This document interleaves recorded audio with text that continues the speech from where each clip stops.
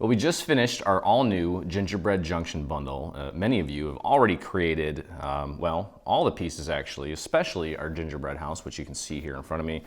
I've got a little electronic tea light in there to illuminate it, make it look nice and festive, along with our little treat or cookie box. So kudos and good job to all of you for putting the projects together and making them look great. Now, with every release, we always have a coordinating freebie, and today, so as you can see from the pieces here in front of me, we've got a gingerbread tea light place set. It's kind of like a place card with a little bit of sparkle meaning a little electronic tea light, so you can make these. We've got a little bit of room here on the front where you can either do a print and cut or write in the name of your guest and set it on the plate before your meal just to make it a little extra special. So it's a very simple piece, very easy to mass produce, and I'm going to show you how it works right now. So let's just jump right in. Now, as you can see, I've got a few things here. Typically the freebies, I like to kind of show you some other techniques since we have a little extra time. I always refer to these when people ask about the inking. So we're going to leave the brown alone. The white we're going to hit with a little bit of turquoise. Okay, and for those of you that are new to Dreaming Tree, if you want to know what I'm using as far as the supplies here, visit the App Store for Apple or Google Play and download the Dreaming Tree app. It's got all of our FAQs, along with, down here under Craft Central, supplies. Let me show you that again, right there. It's a little bit, let me turn the brightness down a little bit so you can see it better. There you can see supplies. You click on supplies, and not only do we discuss our cardstock, where we get our vellum, our glue, but you'll also notice here are the little ink pads that I use, along with the inks that I use. And they link directly to, for those of you with Prime, Amazon, you can get those there, or you can just look at the name and do a search and find it anywhere. So again, Google Play or the Apple App Store, do a search for Dreaming Tree, look for our logo, and you'll have everything you need in the palm of your hand. But that said, let's grab one of our little ink pads here and let's hit the white. Now, these two pieces here, they're going to sit on top of each other. So there's no point in inking this because it's just going to be hidden by this green one. So we're going to leave that alone. So in essence, all we're doing is inking this little piece here. And then I'm actually going to probably end up doing a print and cut for the name after the fact, but that's up to you. You could even do a stamp if you have like a stamp. But all I'm doing is just applying a little bit of ink onto my little applicator and just slightly and gently hitting the surface of this piece here right at the very edge. What I would recommend doing is grabbing a scrap piece of paper and just practicing on the edge until you kind of get the feel for it, because really this is a very feely sort of thing. It's almost like a muscle memory sort of thing. And as you can see right now, the way I do it, and again, this is completely up to you how much or how little ink you want to apply to your piece. I'm just very gently grazing the surface as I hit the edges. If you want to apply more, you just want to push down a little bit harder, or get more ink on your ink pad when you push down on there, and it'll show up a lot deeper. Okay, so that's up to you, however you want to do that. Okay, but to me, that looks good. I just want to give it a little bit, not too much. I don't like when the ink is overpowering for a piece like this. But say it's a Halloween project or something, you can totally go nuts, or at least I do, and really hit it really heavy. Okay, so now we've got the green piece. I've got the cottage ivy here. I'm going to grab another little applicator and get some ink on there. And now with the darker pattern paper here, I may need to actually push down a little bit harder for the color to show up. Okay, and again, I'll even do this off camera before I get on and try to instruct you how to do it. I will actually test this out off camera on a scrap piece just to see how it looks. Okay, so that's you know, you're never really going to know what something looks or how something looks until you do it. So by all means, trial and error and experience are going to be your best friend. Okay, so you can see here that I am having to hit it a lot more. And you know, this can also have to do with the texture of the paper. This paper compared to the AC cardstock is a lot more smooth, and therefore when I try to apply my ink, it may not grab as much because there's no dimension, there's no texture to it. It's flat, so I may have to either A, put more ink on my applicator, or B, just ink it a few extra times to make sure that that color actually applies to whatever medium I'm putting it on. And this is all stuff that you'll get better at the more you do. So don't be afraid to experiment.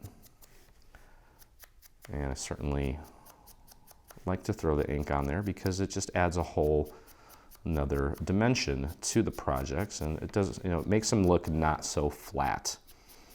I saw a comment in the Dreaming Tree group the other day from someone that just started out, and they actually, I think it might have been an email, and they were curious about the inking process because they noticed that when they didn't ink, the project just looked a little more flat, and she was really excited to try her hand at the inking process. And in fact, it does really make it stand out more and make it more interesting.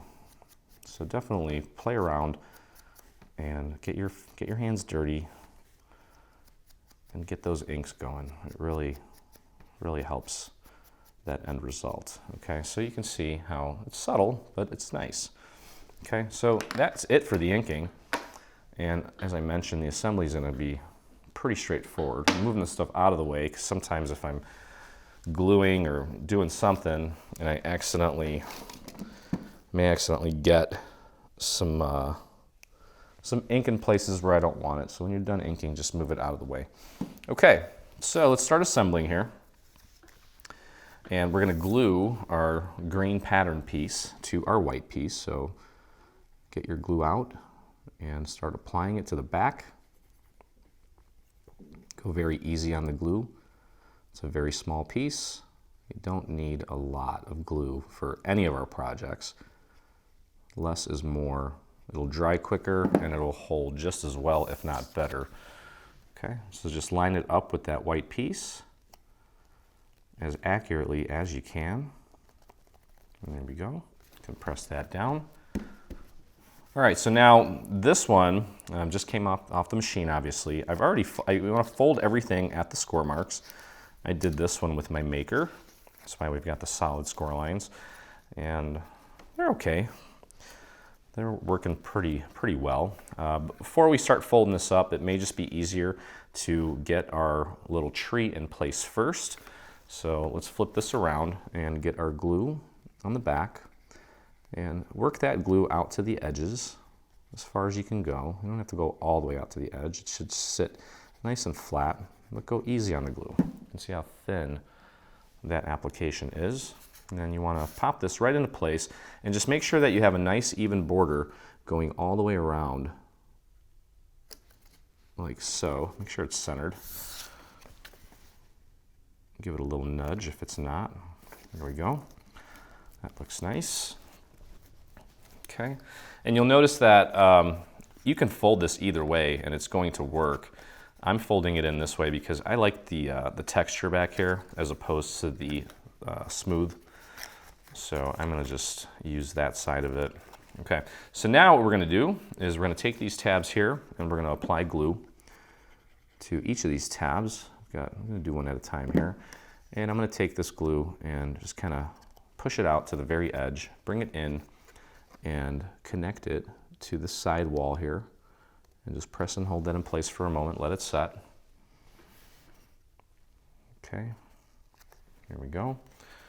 And then same thing on this side. Get your glue out to the edge if you can. And just use my finger and fold that over. Line it up as accurately as you can. And give that a moment. Okay, and then we're going to take these two tabs here and we're going to glue them to the inside here as well. So let's get glue on our first one. Get that glue out to the edges and pop that into place. Get it nice and lined up, like so. There we go. And then this one here, we have to fold that in and just work our glue onto that tab. It's a little awkward because it's already semi in place, but you can still get your fingers in there. Okay, and then fold that in up against that inner wall and press and hold until that sets. Okay, and now, I mean, that's pretty much it. We've got this piece here. You'll notice that there's a set of little indicators on here, and that's to help you get this nice and centered. That's going to go right on the front. Now, since well, I'm not going to try to explain it backwards. All you want to do is just put your glue on the face of this part here, just so that we're getting it exactly where we need it. If we try to put glue on the back of this, it's kind of, I'm not going to actually know exactly where to put that glue. So it's easier if we just put it on the actual structure. Using those little guides there, just make sure that it's nice and centered. You can then flip that over onto your surface and press down from the inside to get that to stick nicely. Okay, so there's our little front. And then we just need to put this little piece right on the front. Now you may want to write the name before you actually glue it. So that's up to you. It might just be easier since you have it nice and flat on your surface. And get our glue on here. Just pop that right over that brown piece. It's going to hide or lay on it, lay right on top of it. And then we can put that down on our surface again. And just press down from the inside. Okay, so there we have it. Put your little tea light in there with the little name, and you're good to go. Now, one other thing that we're going to do is we're going to add a little bit of bling to this. So I've got, and this is all in the Dreaming Tree app. I have my little pick-me-up tool. It's got a little tacky substance on the end of it, which you can use to pick up small little pieces like a rhinestone, just like this. Okay, you can see it right there on the tip. And then I'm actually, this time around, I'm gonna just put my glue right in the spot where I want this to end up. I'm gonna put glue right there. Sometimes I dip it, sometimes I just put the glue right in place. And then, so you can use that to place it exactly where you want it. And it comes with this little tip that hides back here that you can use to press that down and hold it in place while you position, well, once you have it in position, I should say. And then once it's there, you can always, since that glue hasn't completely set, you can always kind of nudge it around a little bit to get it exactly where you want it. There we go.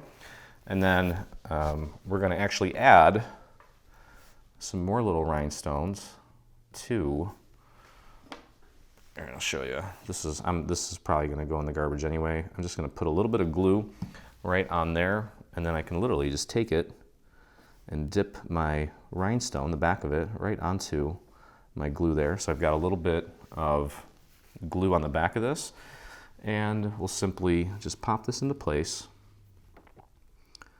and use my other side of the tool, the other half of it, to push that down into place. Okay. And you know what, that is positioned as well as it could possibly be positioned. So I'm just going to grab my next one and dip that into the glue. And I'm going to bring that one down here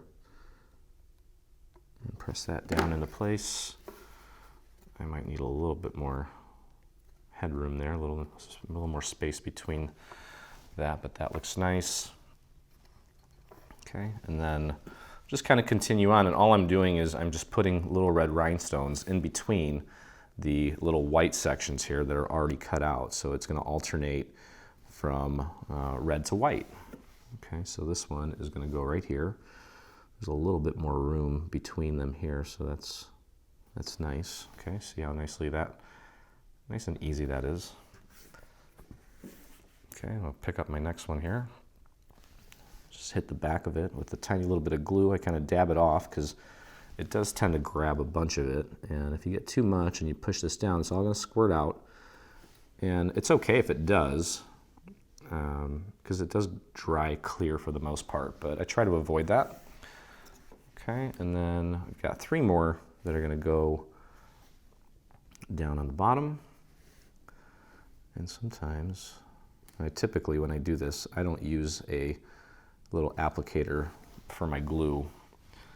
Let's see here, which way is this going? Okay, and we'll pop this one right here, just like that.